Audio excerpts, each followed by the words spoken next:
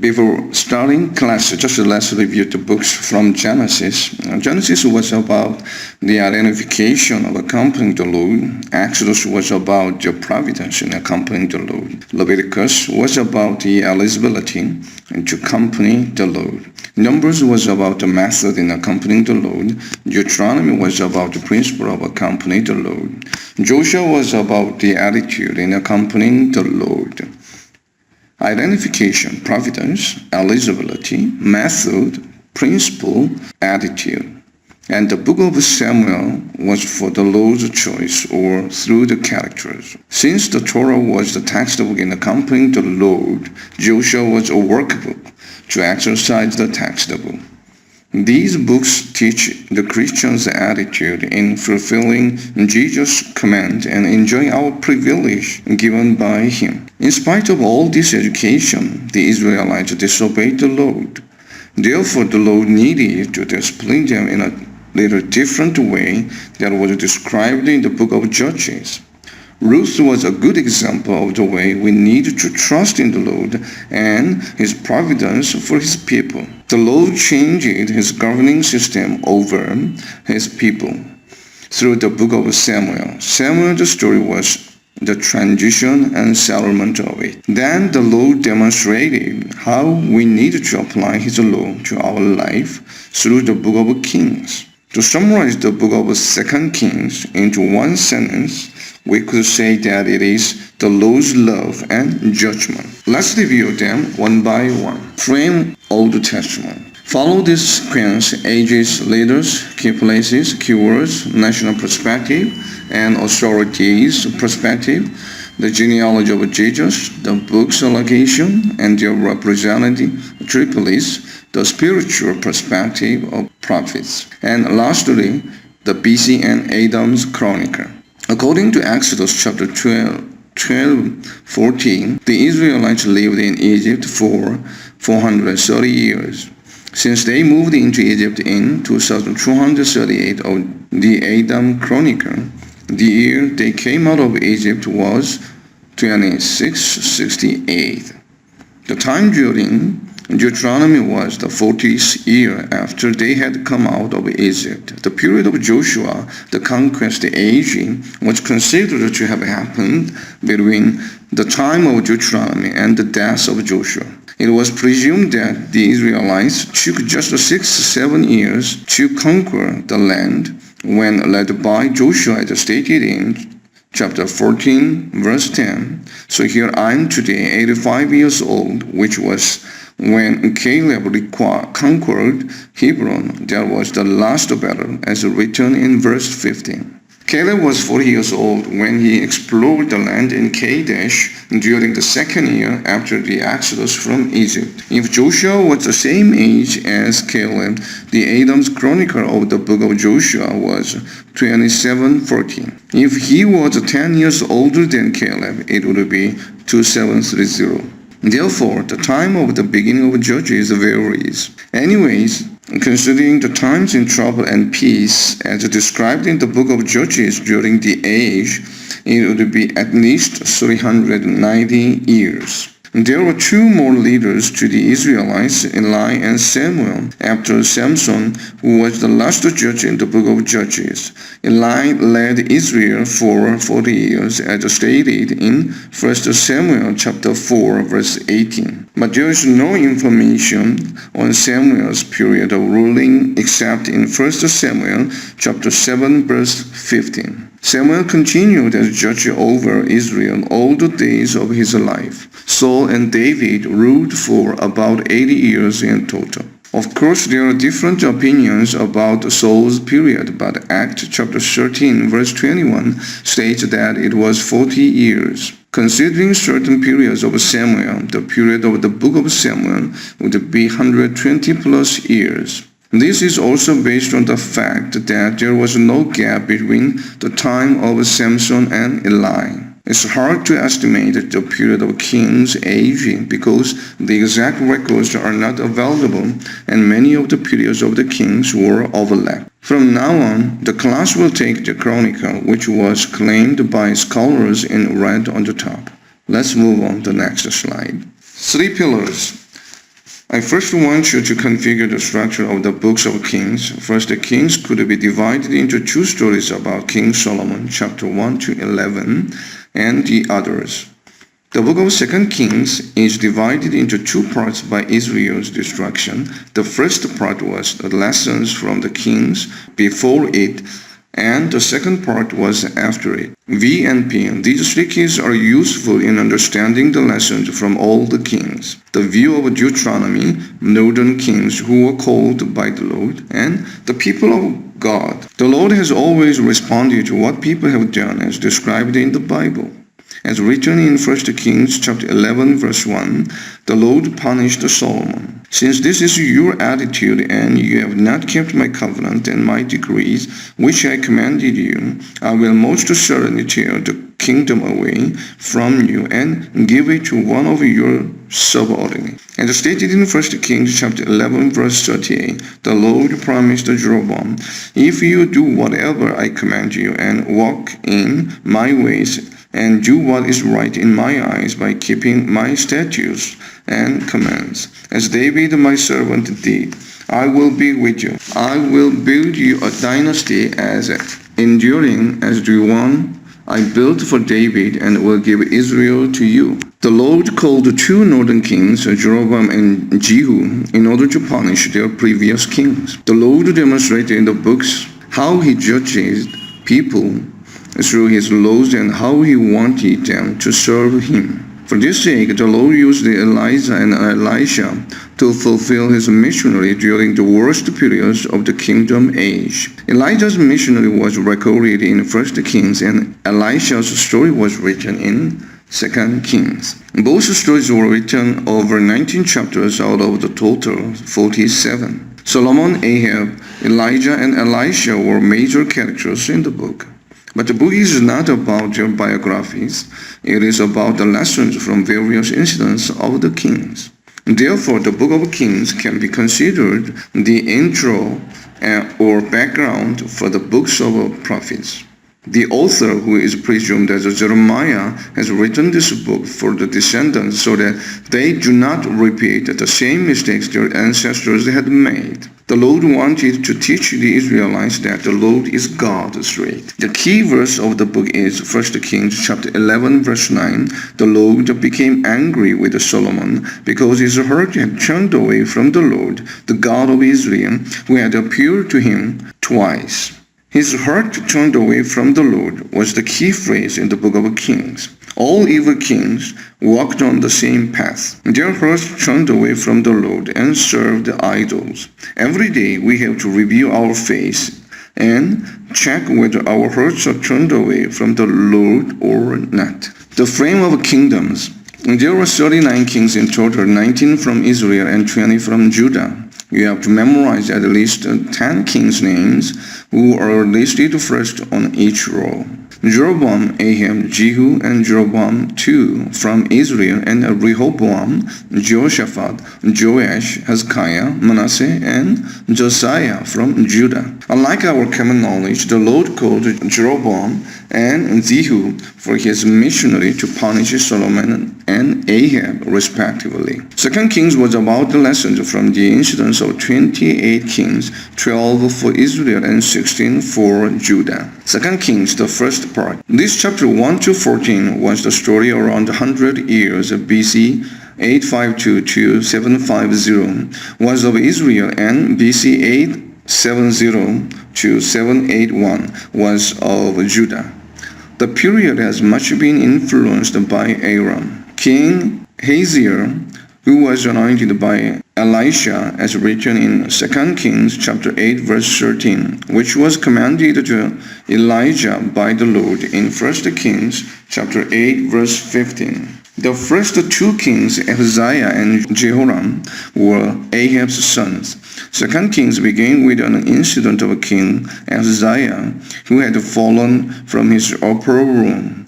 He injured himself and sent messengers to consult Baal-zebub to see if he would recover from the injury, as stated in 2 Kings chapter 1 verse 2. As written in 2 Kings chapter 1 verse 6, God responded to this through asking him, "Is it because there is no God in Israel that you are sending men to consult Baal-zebub, the god of Ekron? Is it because there is no God in Israel?" We have to ask ourselves this. We have to review and check our daily life with this question. Can you guess what Baal-zebub was? It means fly. This invoked the Lord to anger and to curse him to death through Elijah, as written 2 Kings chapter 1 verse 16. This seems like is the last mission recorded in the book. Then Elijah was taken up to heaven after giving his cloak to Elisha. Since the cloak represented the people's position, giving it to Elisha meant that he handed over his responsibility to Elisha. King Jehoshaphat was the one of the strong kings in Judah. He had more than 1.16 million soldiers, as stated in 2 Chronicles chapter 17 verse 14 to 19. But 2 Kings had a very short record about Jehoshaphat because he didn't make any mistakes, which would be a good lesson for his descendants, unlike the kings of Israel. But there were many stories in 2 Chronicles chapter 17 to 20, 4 chapters.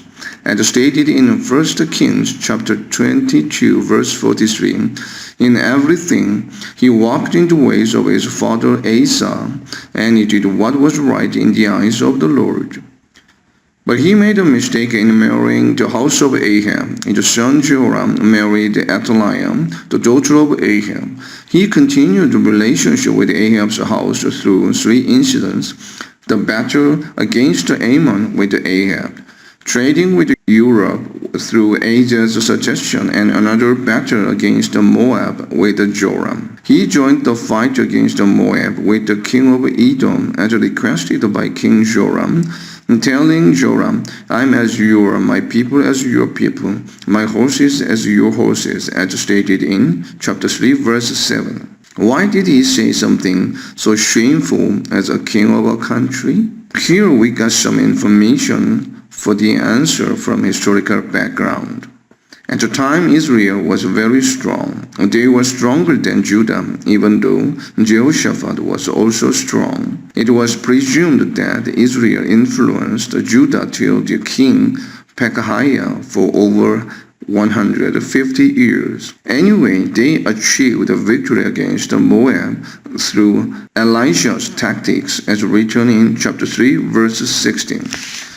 But this connection became a seed of unfortunate events in the house of Jehoshaphat, as written in chapter 8, verse 18. His son Jehoram did evil in the eyes of the Lord. Hence the Lord punished Judah with Edom's rebellion. There was a confusion about the year Jehoram became king. As stated in 2 Kings chapter 1 verse 17, Jehoram or Joram son of Ahab became a king in the 2nd year of Jehoram son of Jehoshaphat. But Jehoram began his reign in the 5th year of Joram, as stated in 2 Kings chapter 8 verse 16, and he became king in the 18th year of Jehoshaphat, as written 2 Kings chapter 3 verse 1. In connection, it was presumed that Joram, son of Jehoshaphat, became king in the 16th year of his father Jehoshaphat. In other words, the reign periods of both Jehoshaphat and his son Jehoram were overlapped for 9 years, because Jehoshaphat reigned for 25 years. 2 Kings chapter 8 verse 16 was probably contradictory to this presumption, because it said that Joram son of Jehoshaphat became king in the 5th year of Joram son of Ahab. Which one was correct? This was a common situation in Judah because the duplication reign of father and son happened. Son was appointed as king while his father reigned. Then the son began his reign when his father died or became old. Joram became king in the 16th year of Jehoshaphat, his father, but he was just appointed as king without his own reign. Joram became king of Israel in the 18th year of Jehoshaphat, when it was the 2nd year of Jehoram. Then Joram began his reign in the 5th year of Joram, when it was the 23rd year of Jehoshaphat, as he was still king. From this, Joram continued his reign 8 years, which was actually 15 years since he had become king. Joram walked in the ways of the kings of Israel, as the house of Ahab had done. He did evil in the eyes of the Lord, as it is written in chapter 8, verse 18. Hence Edom rebelled against Judah and set up its own king, which was the Lord's punishment. Elisha's missionary. As described in chapter 2, Elisha succeeded Elijah. The process was interesting. They repeated conversations 3 times. Elijah asked him to stay where he was, but Elisha wanted to accompany him. Therefore they moved together from Gilgal to Bethel and Jericho, then finally crossed the Jordan River. How did they cross the Jordan River? By boat? No, they crossed it on dry ground, as stated in chapter 2, verse 7. Elijah took his cloak, rolled it up, and struck the water with it. The water divided to the right and the left. What do you think of their itinerary? It seemed like a discipline for Elisha by reminding him of what the Lord had done for the Israelites, because the great spiritual incidents had happened at Gilgal, Bethel, and Jericho. Finally, crossing the Jordan reminded him of the Red Sea with Moses, entering the promised land with Joshua. And the Lord is God, and He is Almighty. As written in chapter 2, verse 9, it looked like a test for Elisha, because Elijah at last asked Elisha what he wanted him to do for him before he would be taken from him. Then Elisha replied by telling him to inherit a double portion of Elijah's spirit. His reply is very impressive and wise, just like King Solomon. If you have the same request, what would be your reply? The answer should always be in your prayers. Let's see whether Elisha received a double portion of Elijah's spirit or not. His missionary was described from chapter 4 to 8 and 13. Chapter 4 introduced 4 miracles Elisha had performed. Widow's oil jar to pay back her debt. A Shunammite son restored to life. Detoxification of the stew and feeding 100 people with 20 loaves of barley bread and some heads of new grain. This seemed like the original version of the 5 breads and 2 fishes miracle. Healing of leprosy by washing 7 times in the Jordan River continued in chapter 5. It was interesting that Naaman was commander of the army of the king of Aram, as written in chapter 5, verse 1. But as written in chapter 5, verse 17, Naaman made a resolution to serve only the Lord after he had healed. Chapter 6 described the 2 incidents: axe had fallen in the water, and victory against Aram. Chapter 7 was about 2 stories, providing Samaritans with the flour and defeating Arameans through sounds of horses and chariots. As written in chapter 8, Hazael became king of Aram by murdering Ben-Hadad, the former king, as prophesied in 1 Kings chapter 19, verse 15. And he defeated the army of Ahaziah and Joram and wounded Joram. Then Joram returned to Jezreel, and Ahaziah went down to Jezreel to see Joram. Both of them were killed by Jehu, as stated in chapter 9. His missionary was described in chapter 13 as well. He visited Joash of Israel and told him to strike the ground with arrows, but the king struck it 3 times only. Hence, he defeated Aram only 3 times, as written in chapter 13, verse 19. By looking at his missionary, he seemed like a sincere and true agent of the Lord.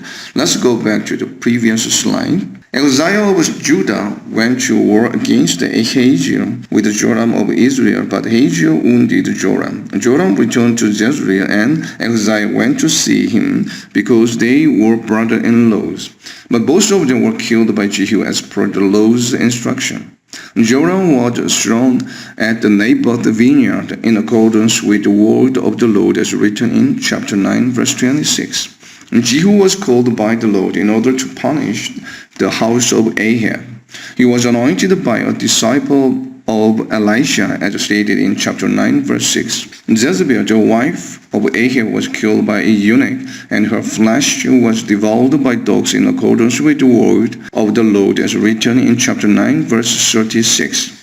Ahab killed 70 sons of Ahab and 42 brothers of Ahaziah of Judah, Ahab's son-in-law, as mentioned in chapter 10, verse 14. Since Jehu performed his mission given by the Lord well, he was awarded a blessing for his descendants 4 generations, as written in chapter 10, verse 13. But he walked in the ways Jeroboam had done. After Ahaziah and 42 of his brothers were killed, her mother Athaliah got angry and proceeded to destroy the whole royal family, as stated in chapter 11, verse 1. And she became king of Judah and reigned for 7 years. But her name was missing in the list of Chronicles and Matthew.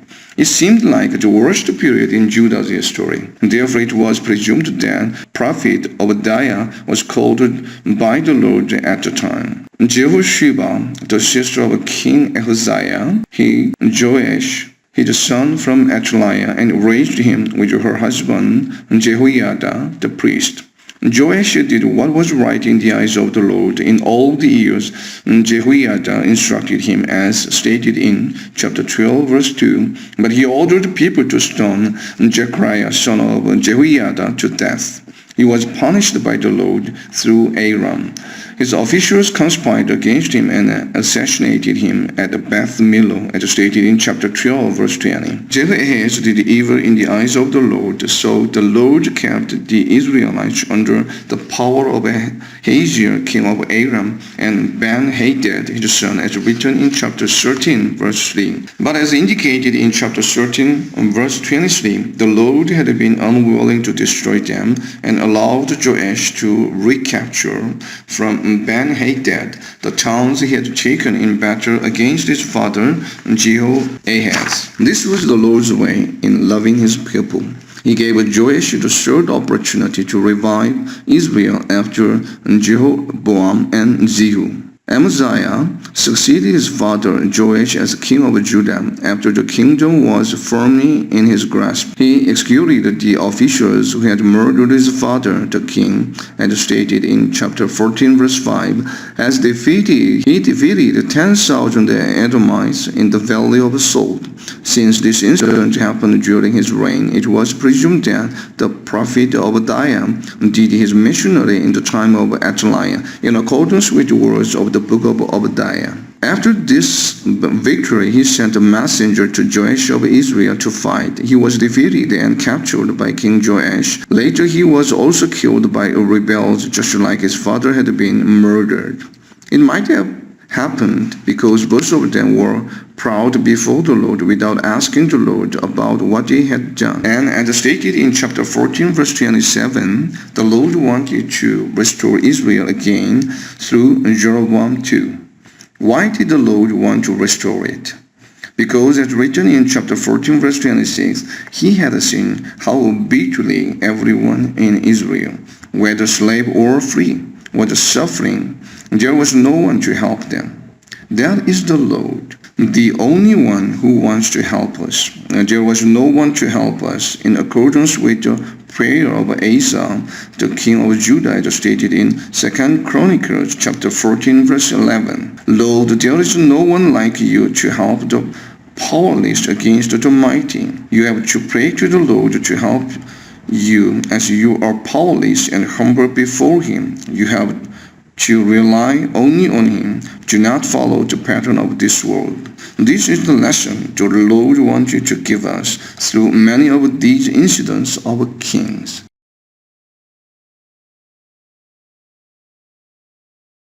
Thank you for watching.